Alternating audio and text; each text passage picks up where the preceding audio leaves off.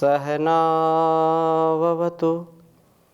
सहनौ भुनक्तु सह वीर्यं करवावहै तेजस्विनावधीतमस्तु मा विद्विषावहै। ओम शांति शांति शांति। वैदिक जीवन पद्धति की इस कक्षा में आप सभी का हार्दिक स्वागत है, अभिनंदन है। वेदो अखिलो धर्ममूलम, वेद सब सत्य विद्याओं का पुस्तक है। वेद का पढ़ना, पढ़ाना, सुनना, सुनाना तथा आचरण में लाना हम सबका परम कर्तव्य है। यह आर्यों का, श्रेष्ठ जनों का परम कर्तव्य है।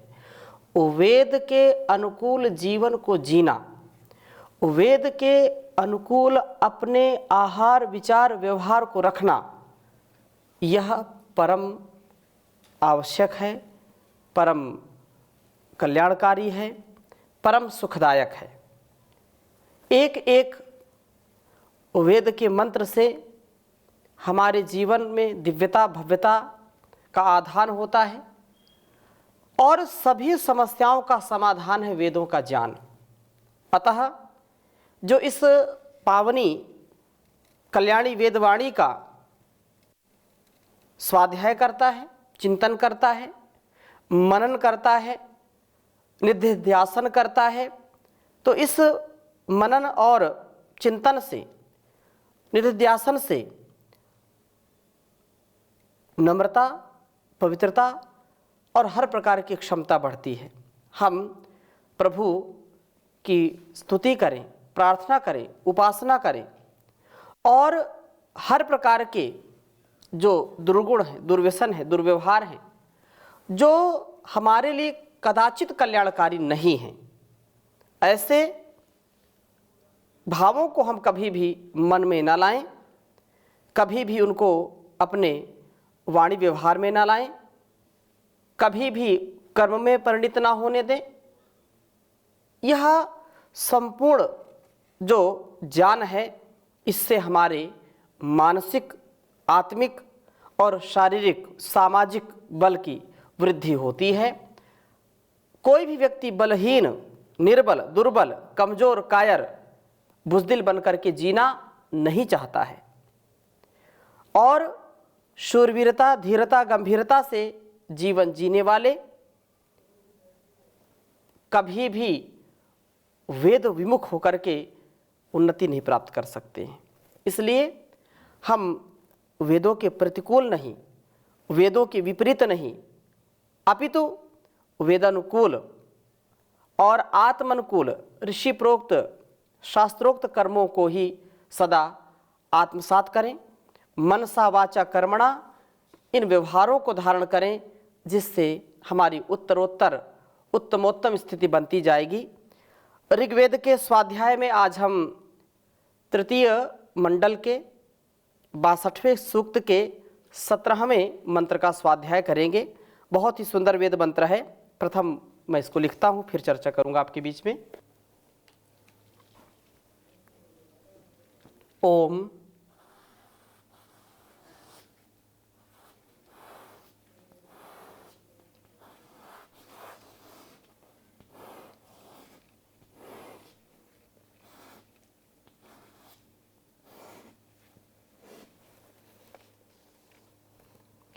उर्शंसा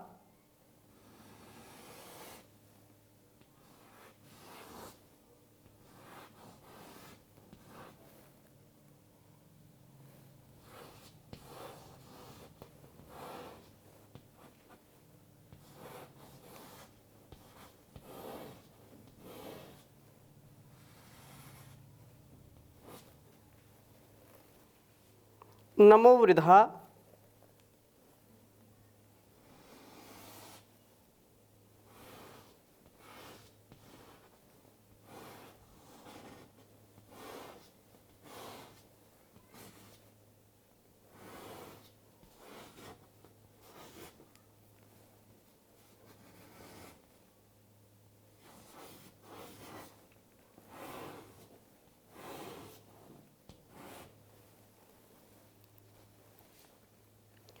मन्हा दक्षस्य राजथः।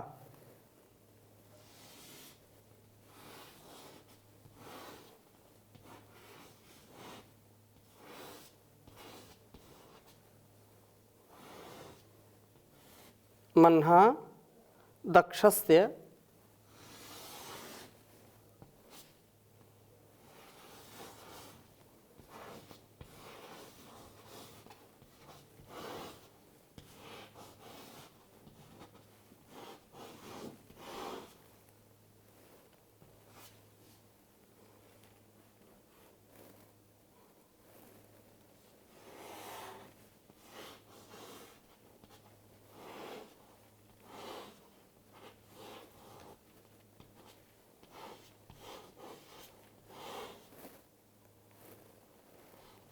राजथः।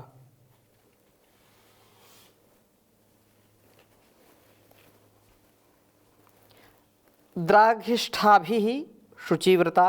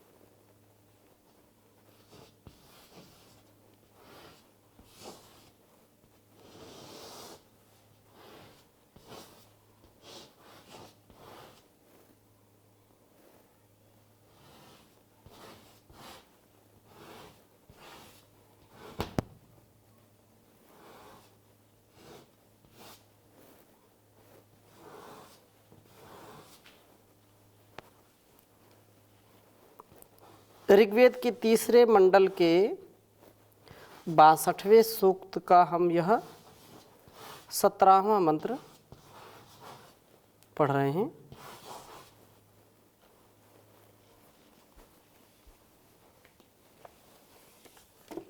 ओम ओरोशंसा नमो वृधा मन्हा दक्षस्य राजथः द्रागिष्ठाभिः शुचिव्रता। ओम ओरोशंसा नमो वृधा मन्हा दक्षस्य राजथः द्रागिष्ठाभिः शुचिव्रता। बहुत सुंदर प्रार्थना की है इस मंत्र में। मित्र और वरुण स्नेह व निष्पापता के लिए जाने जाते हैं। मित्र और वरुण स्नेह व निष्पापता उर्शंसा अत्यंत प्रशंसनीय है, अथवा बहुत शंसन प्रभु स्तन वाले हैं। प्रभु का स्तवन, उनका चिंतन मनन। नमो वृद्धा, ये नम्रता की भावना बढ़ाने वाले हैं। ये दोनों दक्षस्य बल्कि मन्हा महिमा से राजय अर्थात दीप्त होते हैं, अर्थात स्नेह व निष्पापता से स्तवन की ओर झुकाव होता है, नम्रता की भावना बढ़ती है, जिसके जीवन में हम यह देखते हैं कि साधना है जो हर प्रकार से प्रभु की स्तुति प्रार्थना उपासना करता है, उसका स्वभाव अत्यंत विनयशील होता है। जिसके जीवन में ईश्वर की भक्ति है, जिसके जीवन में माता पिता गुरु आचार्य और शास्त्रों के प्रति श्रद्धा का भाव, निष्ठा है, जो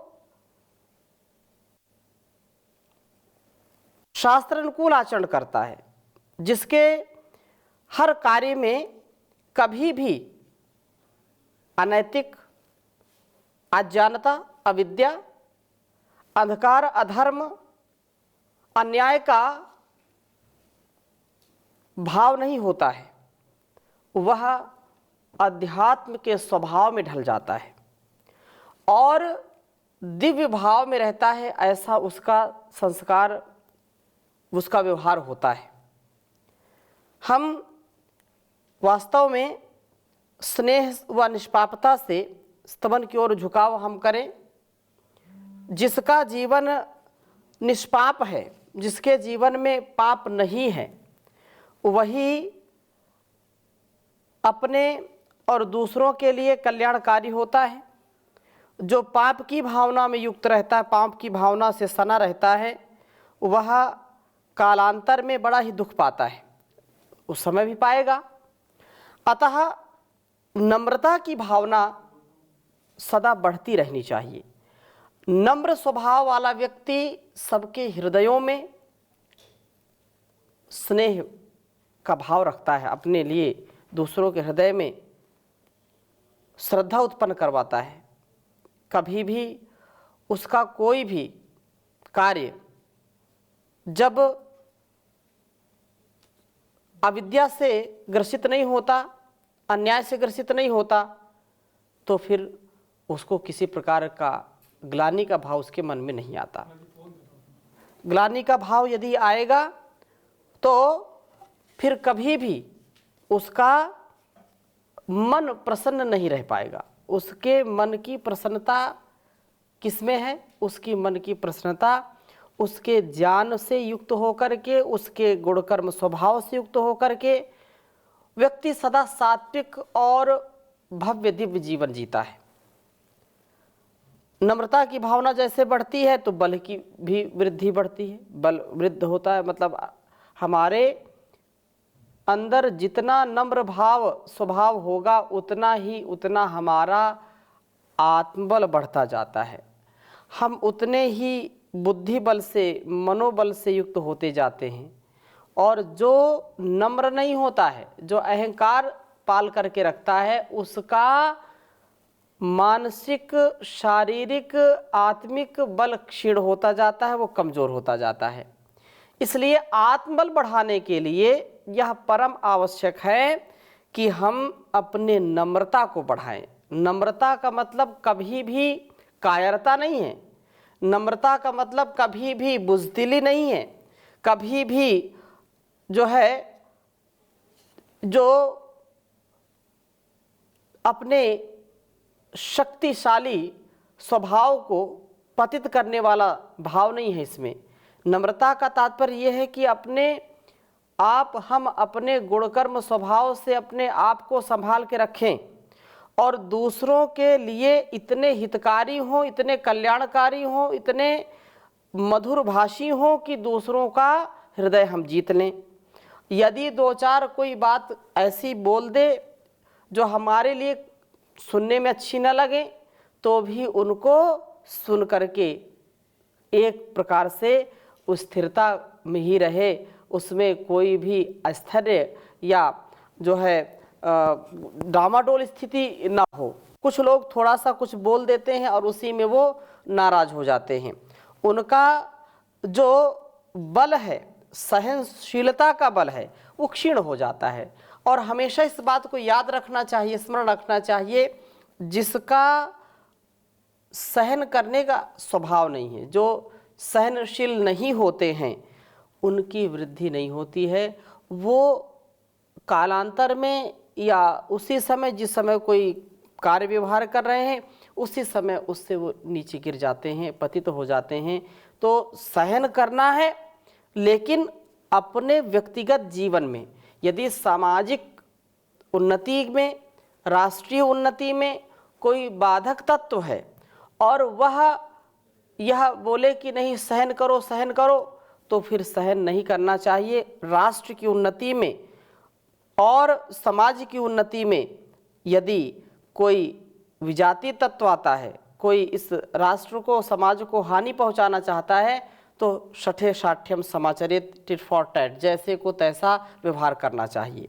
परंतु अपने स्वभाव में निरंतर इतनी सहनशीलता होनी चाहिए। उदाहरण देते हैं कि जैसे फलों से लदा वृक्ष, उसकी डालियां जैसे ही फल उसमें आते हैं, डालियां उसकी झुक जाती हैं और झुकती हैं कि यह फल दूसरों के लिए है, तथा लोग उस पर डंडे भी मारते हैं, उस पर पत्थर भी मारते हैं, पत्थर फेंकते हैं फल लेने के लिए, तो भी वृक्ष सदा उनको फल देता है। कभी ऐसा वो नहीं कहता कि नहीं हम आपको फल नहीं देते। तो गुणवान व्यक्ति को, नम्र व्यक्ति को, और जिसका झुकाव होता है भक्ति की ओर, तो कई बार उसको लोग अपमानित भी करते हैं, बहुत सारी बातें भी बोलते हैं। उसने कोई त्रुटि नहीं की तो भी लोग कुछ ना कुछ बोल देते हैं, जिसको सुनने का स्वभाव हो गया कि नहीं हमको कोई बात नहीं, कोई कुछ बोल दे तो सुन लो, कोई बात नहीं, तो उसको लोग ज़्यादा बोलते हैं। अपवाद में हो सकता है कि जो पारखी लोग हों ना बोलें, लेकिन कुछ ना कुछ तो उसको लोग बोलते ही, प्रसाद कुछ ना कुछ देते रहते हैं, परंतु कभी भी वह विचलित नहीं होता है। जो ईश्वर की स्तुति करता है, जो नम्र भाव स्वभाव में रहता है, जिसका बल, जिसका स्वभाव दिव्य है, बलशाली है जो, तो ये मित्र और वरुण ये हमारे लिए अत्यंत कल्याणकारी हैं।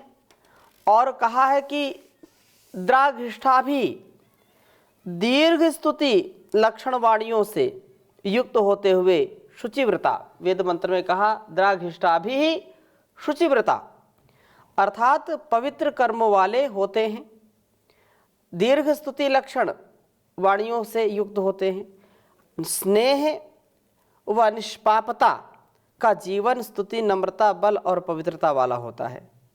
स्नेह जो हमारे जीवन में स्नेह आदि का स्थान जो रखते हैं, या हम जिनके लिए स्थान रखते हैं, वो कभी भी हमारे लिए अकल्याणकारी नहीं होते। तो इस वेद मंत्र में यही हमको शिक्षा दी गई है कि हम स्नेह से युक्त हों।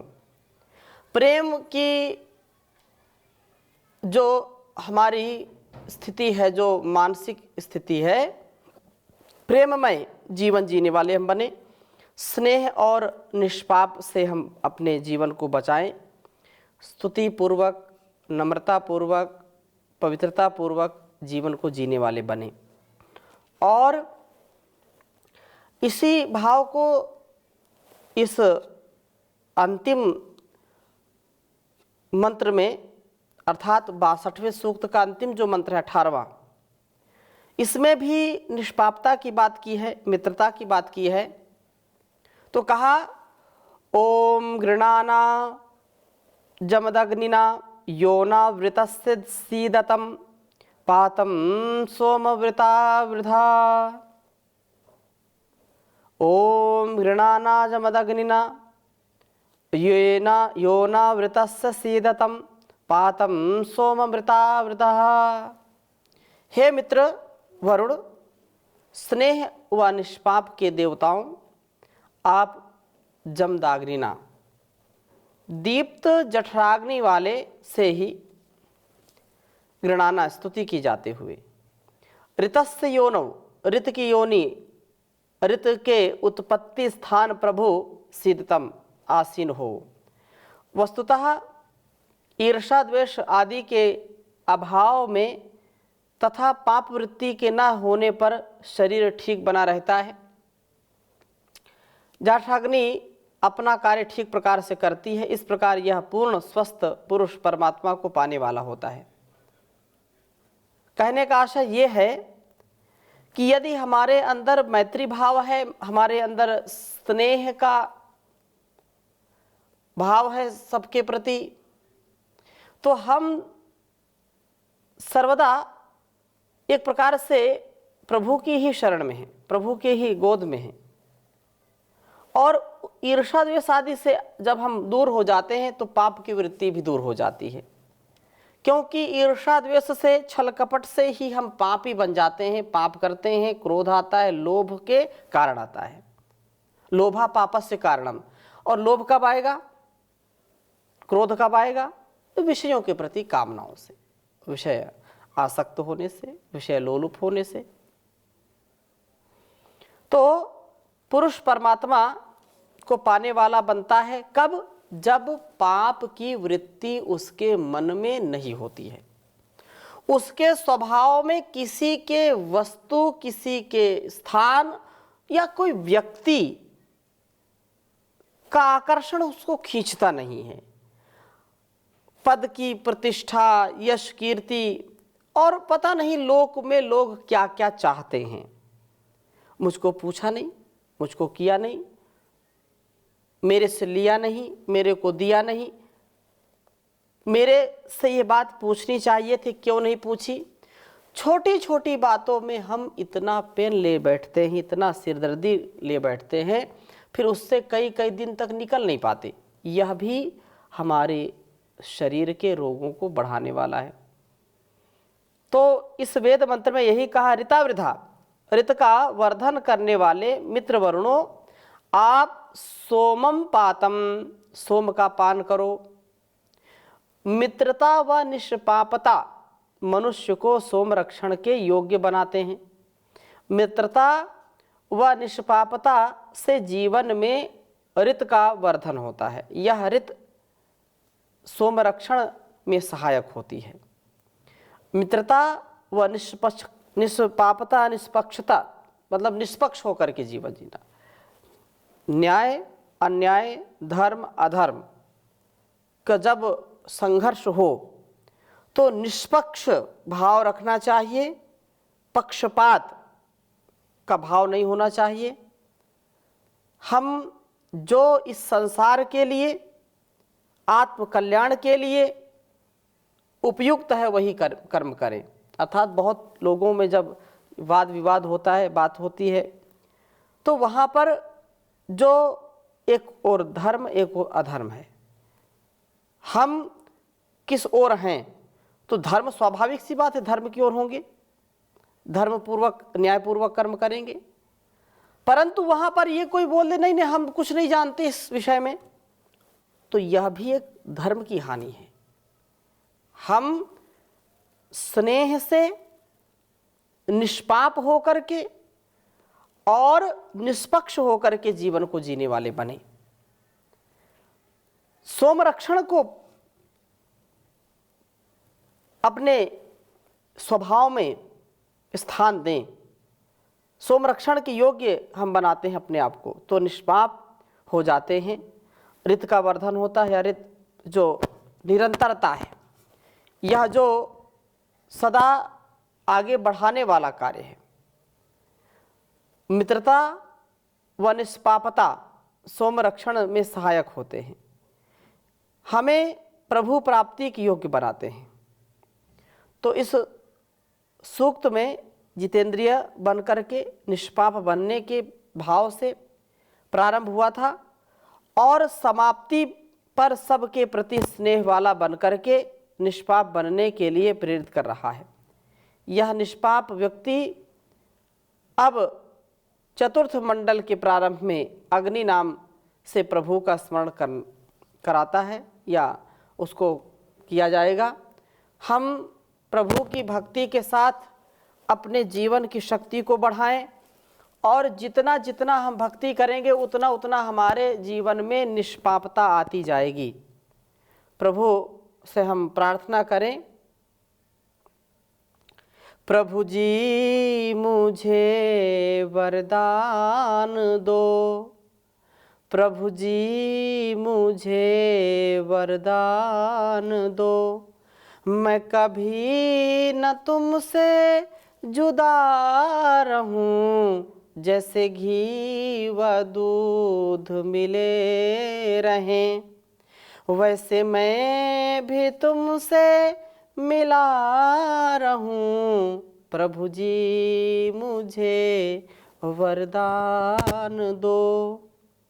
जो मिलन पतंग व डोर में, जैसे प्यार चंद्र चकोर में, जो मिलन पतंग व डोर में, जैसे प्यार चंद्र चकोर में, दिल में लगन ऐसी लगे, दिल में लगन ऐसी लगे, तेरी धुन में मस्त बना रहूं। प्रभु जी मुझे वरदान दो, मैं कभी न तुमसे जुदा रहूं। प्रभु जी मुझे वरदान दो। जो सुमन सुगंध का मेल है, जैसे मन व प्राण का खेल है। जो सुमन सुगंध का मेल है, जैसे तन व प्राण का खेल है। हर हाल में हर काल में, हर हाल में हर काल में, तेरे रंग में ही मैं रंगा रहूं। प्रभु जी मुझे वरदान दो। कोई कर सके मजबूर ना, पर भर कभी रहूं दूर ना। कोई कर सके मजबूर ना, पल भर कभी रहूं दूर ना। नवयोग हो संयोग में, नवयोग हो संयोग में, मनोयोग में मैं जुड़ा रहूं।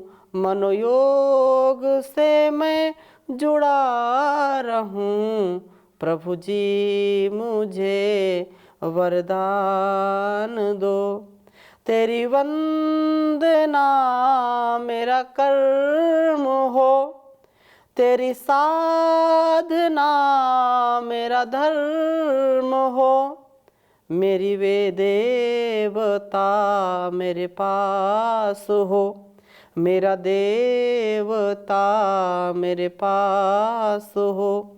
मैं उपासना में जुटा रहूं। प्रभु जी मुझे वरदान दो। बस एक है मेरी चाहना, नहीं दूसरी कोई कामना। नहीं दूसरी कोई कामना। यूं ही उम्र भर तेरे द्वार पर कर जोड़ कर मैं खड़ा रहूं। प्रभु जी मुझे वरदान दो। मेरे दिल में प्यार की प्यास है, तेरा आसरा मेरी आस है। तेरा आसरा मेरी आस है।